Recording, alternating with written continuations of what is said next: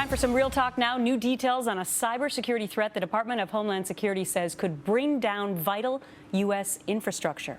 The hacking campaign has been going on since 2011, but at least so far, no attempt has been made to activate the so-called Trojan horse malware. But here's what's scary. The DHS does not yet know when or where the bug will be unleashed.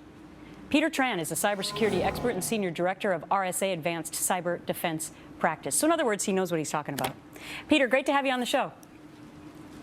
Thank you, Gretchen. All right, let's talk about what the heck this is that could take down our power grids, our water and gas supply in this country. I'm glad you brought that up. Absolutely. It's a form of malware that is extremely sophisticated, that's able to take command and control instructions from a nation state or cyber criminal to actually control those systems within critical infrastructure.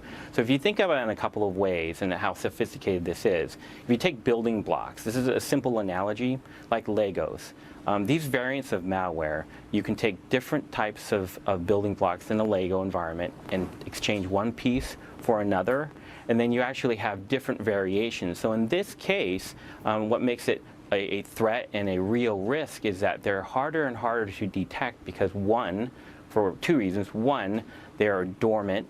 We call them low and slow and very quiet. And the second reason is the number of variants that can be created based on just simply swapping out the different building blocks, similar to my Lego analogy. I want to show this simulated power attack. If we can put it up on the screen.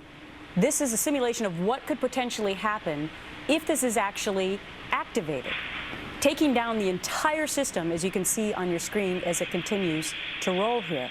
So Peter, I guess my question is, if it's been lurking since 2011 in our systems, why has it not been activated?